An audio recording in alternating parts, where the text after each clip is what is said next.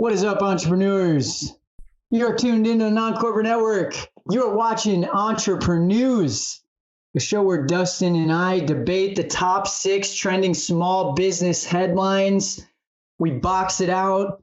Usually we don't make it 10 rounds. We only make it 6 rounds. And I usually get the belt. I'm super fired up to continue that trend.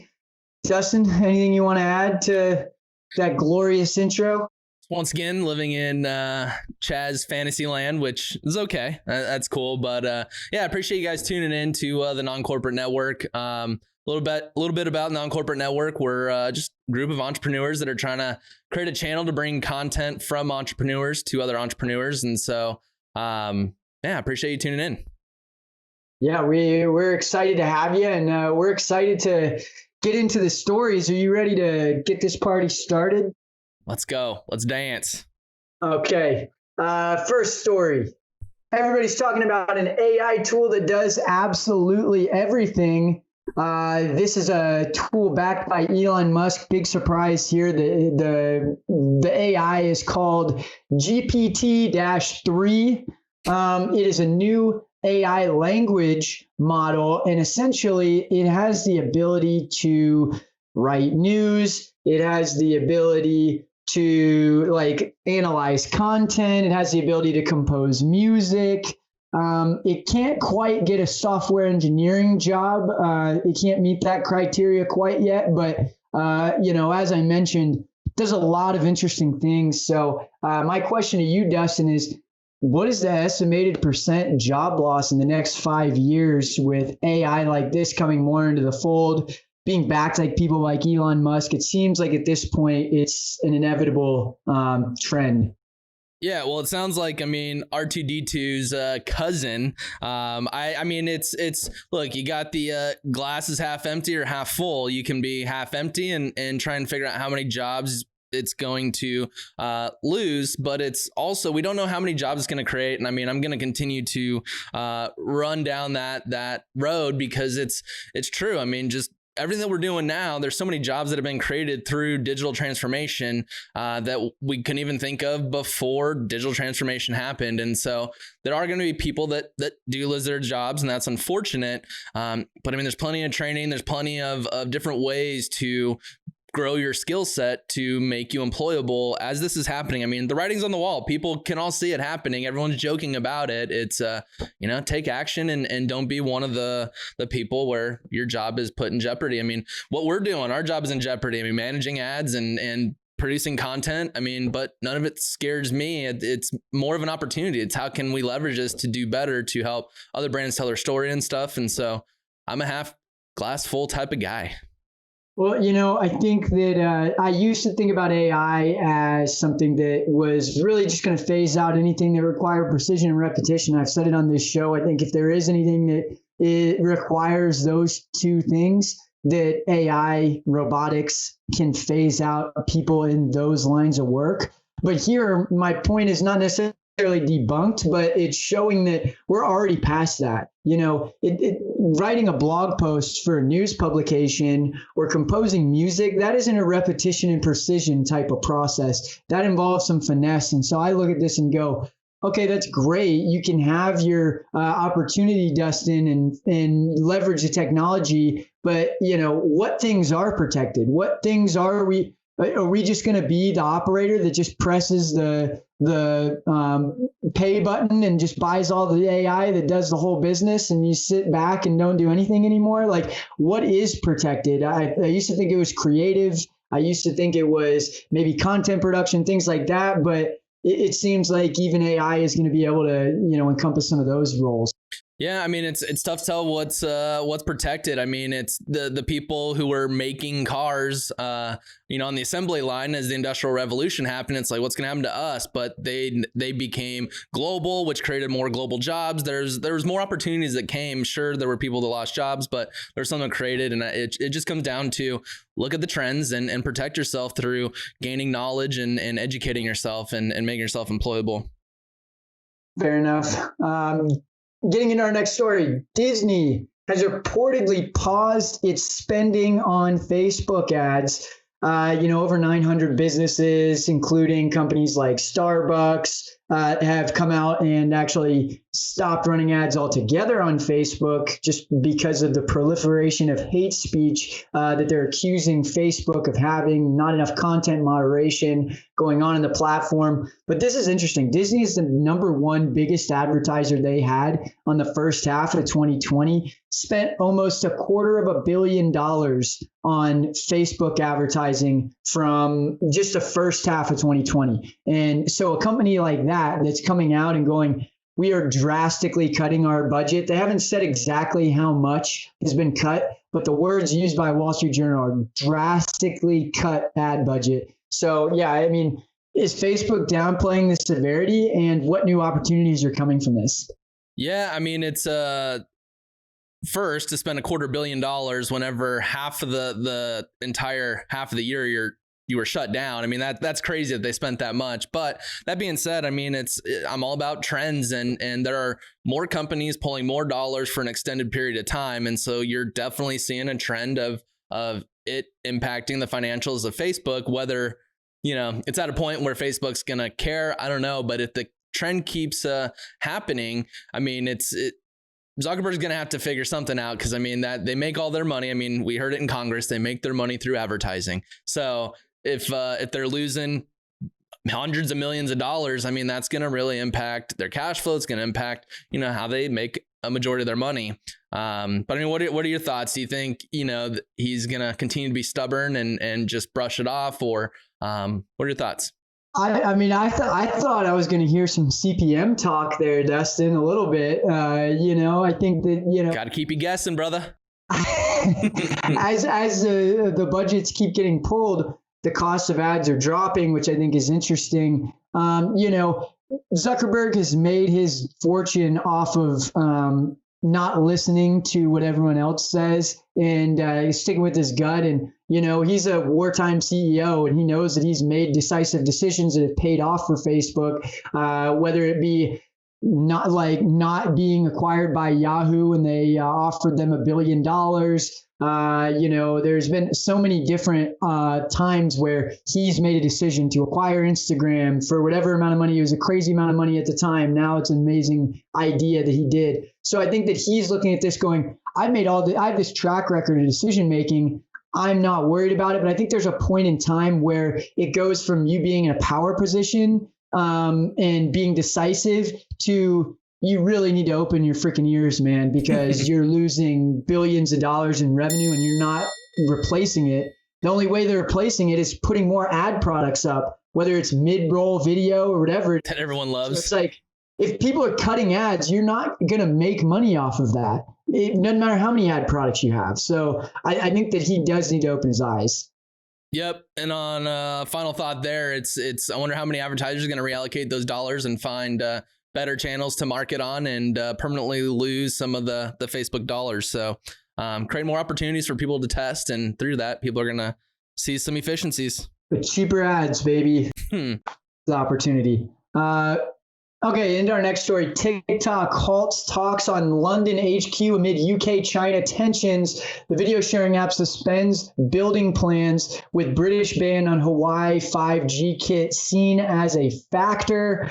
This is an interesting story. This is threatening the creation of 3,000 jobs out there in the UK. But it seems like they're pretty staunch in blocking this from happening. It's interesting. I mean, in your opinion, Dustin, does TikTok being in London make you feel better about the data issues they've had, and what kind of repercussions are going to come from, this whole headline around 5G being a risk and companies not wanting to, or countries not wanting to work with China?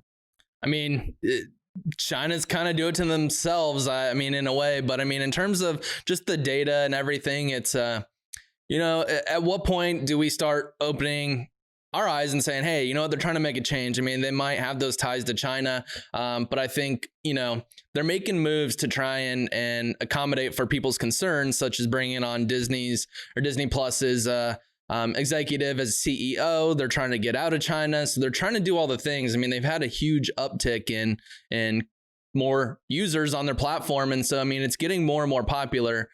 with the whole Twitter thing that happened. I mean, there's still some concerns around, China having ties to some of the employees there. So, I mean, I think everyone just has to kind of tread it lightly. I mean, people's data is, powerful. There's a lot that can be done with it. There's a lot that China can do, but at the same time, you got a company that's trying to hear the concerns of why people don't want to use that app, and they're trying to make moves to fix that. And so, I mean, that's what every company should do. I mean, I don't know if I would say that they're trying to fix that. I think that they're trying to mold fix the perception. I think that if you really think about it and you look at the executives that they've hired, the grand scheme marketers that they've brought on, fix the perception, but they don't have any kind of power to fix the problem. I mean, if Huawei and Tencent own TikTok, they're going to make the ultimate decision on how the data is being used. They probably keep half those executives in the dark anyway. And so it's like, I'm sure that, they need to fix the perception of the product, but I just don't have any faith that the people behind the curtain are ever going to really allow it to be fixed. I look at this more as an oil drill of data that they're taking and plugging into China or plugging into the US, plugging into UK. I mean, I may have this kind of apocalyptic outlook, but it's unsettling to me. No, I mean, I agree on that front. It's how much are they trying to fix just to get that perception that they are fixing something. I mean, like I said, you had that whole thing with Twitter. So, I mean, as long as a few employees still have some ties to China or anything like that, they could be bought and essentially collect that data or get the data. And so, I mean, if they're having conversations with different countries on headquarters, I think it all comes down to transparency. But I mean, I don't think China's done that well on the transparency side, even when we asked for it. So. Yeah, no, I mean, it could have gone one way or the other. It was either going to be like, wow, London, China, UK, this is going to be great with TikTok, or we're banning you from coming here. Yep. The latter is not great. Well, before we get into the next story, I want to mention we are powered by State 48 apparel company. They are amazing. They do some really great collabs out here, bring some awareness to some amazing causes. Anything you want to mention about State 48? Yeah, I mean, super comfortable clothing for all. I mean, inspired by Arizona. They do a lot of stuff with Diamondbacks, the Cardinals. Just doing a lot of good. Check them out, state48.com.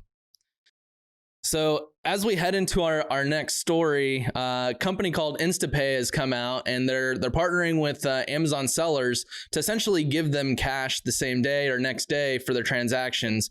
Sellers will get about 50 to 80% of their net sales minus shipping and Amazon fees. And they're doing this all at a 1 to 2% cost. And so it's going to cost you 1 to 2% of whatever those sales are to get this cash flow. Typically, the Amazon sellers get paid out every 14 days. I mean, just like a real big boy job every 2 weeks.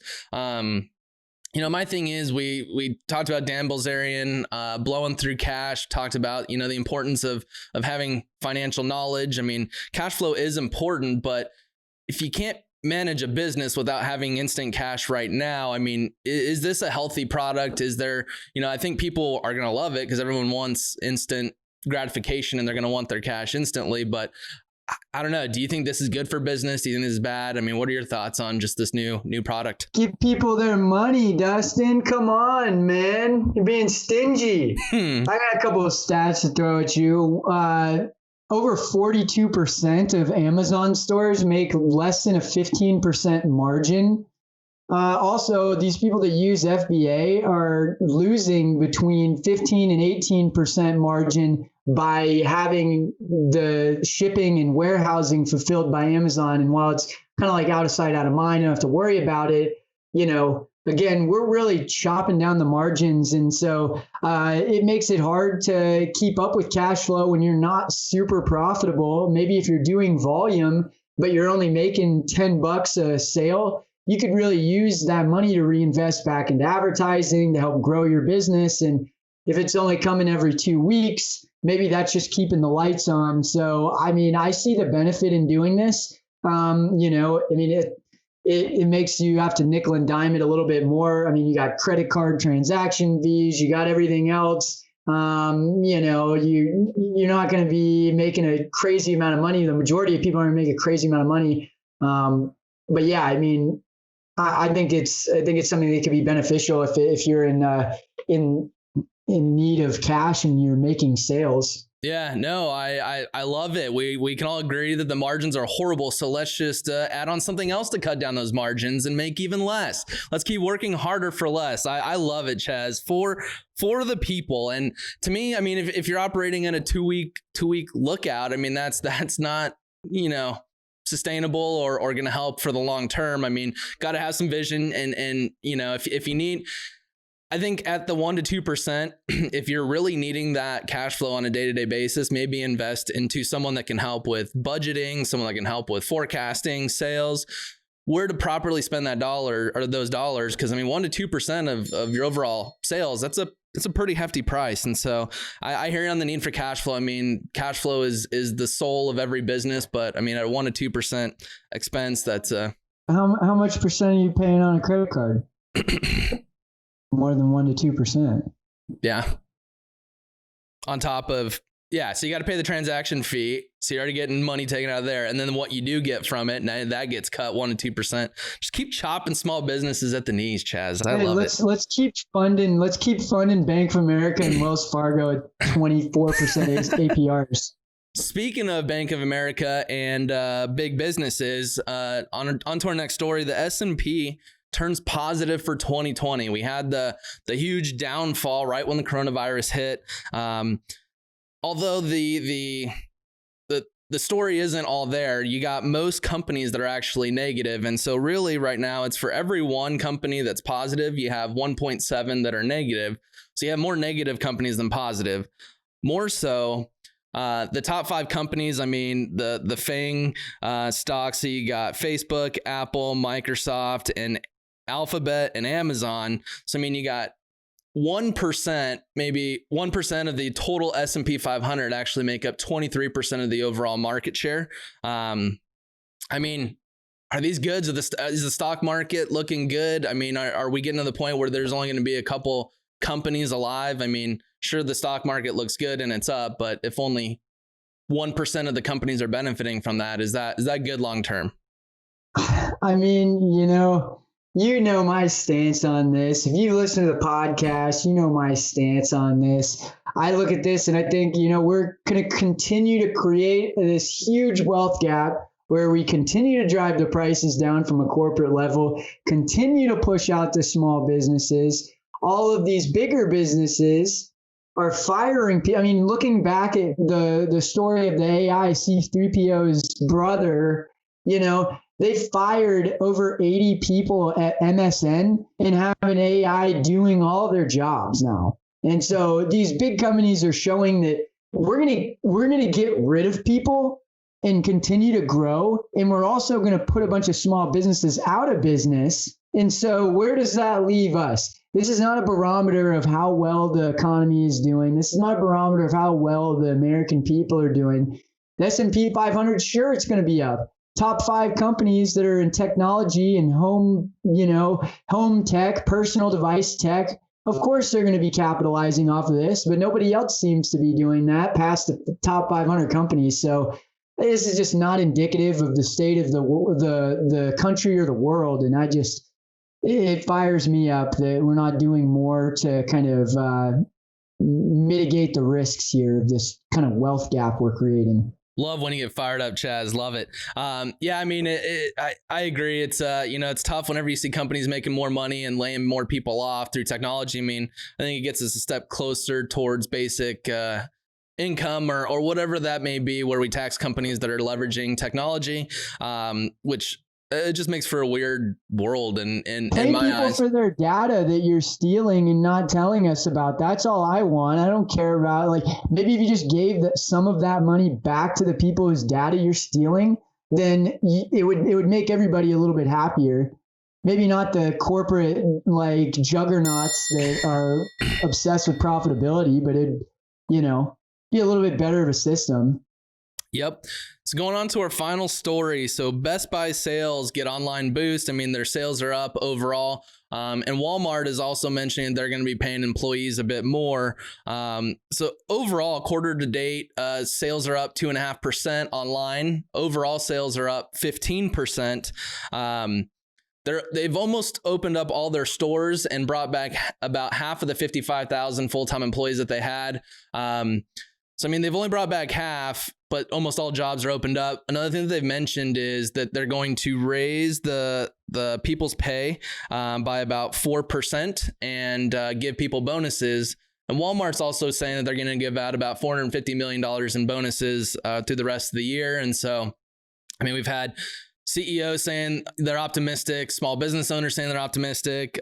You got companies that are starting to pay bonuses and all that, yet we still have how many millions of unemployed? I mean, what are your thoughts? What's going on? I mean, how are sales up on some of these companies, yet they're only bringing back half of what they had and then paying the half that's coming back more? Are we creating more of an inequality gap? I mean, what are your thoughts on all these stats? Space change in business. Yeah, no, I mean, if you're going to continue to push the e-commerce side, then you don't need as many people on the floor selling, especially with the reduced amount of foot traffic. I mean, anything's better than the system they had running a couple months ago, where it was like you had to schedule an appointment with a salesperson to get into the store. And you had to stand outside for a while, and then like you'd be walking around with somebody that works there. But it's just like, bottom line is they just don't need as many people on the floor. If they're pushing more people to use the e-commerce stuff, I think they're going to continue to just train people into looking at, I mean, the same way I've seen it happen in the airline industry. You have to pay more for your ticket if you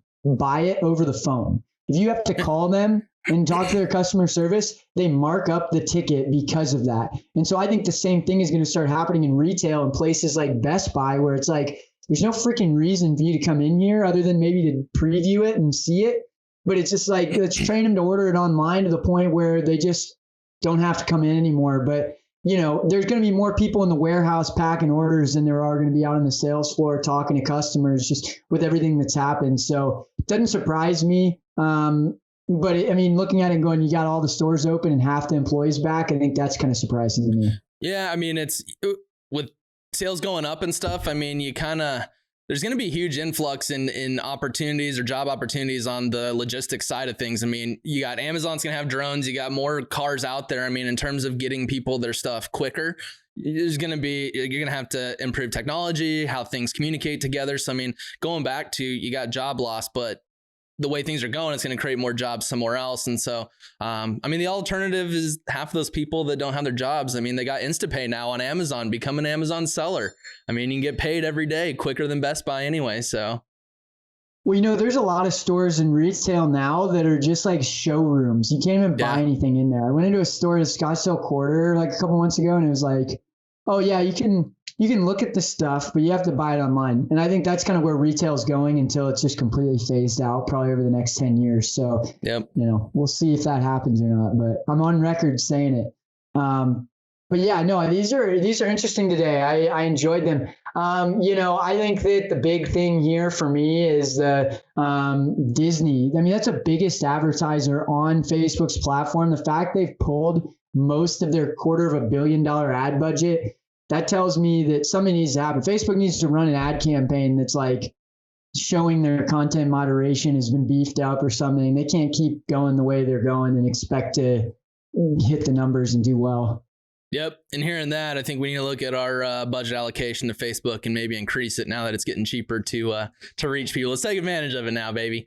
No, my thing is the AI. I mean, I am fascinated about AI, and I know everyone has the doom and gloom, but I really think that going to have a huge boom in opportunities that we don't even know about. And so I know you're the glass is half empty kind of guy, but I can't wait to see AI just kind of play out. I wouldn't say I'm that glass is half empty kind of guy. I mean, when it comes to AI, I'd like to be more optimistic of people that aren't just entrepreneurs. Like my entrepreneurs out there, I'm very optimistic that you're going to be able to harness this and make it happen. But how many people out of our entire society can truly be entrepreneurs? I think we need to, help raise those people up because it's coming. The gig economy is coming, and you better figure it out. And the more that we can help people to start getting into entrepreneurship now, I think the better off we're going to be as a country. So, again, thank you, entrepreneurs out there that are watching this. You're tuned in to the Non-Corporate Network.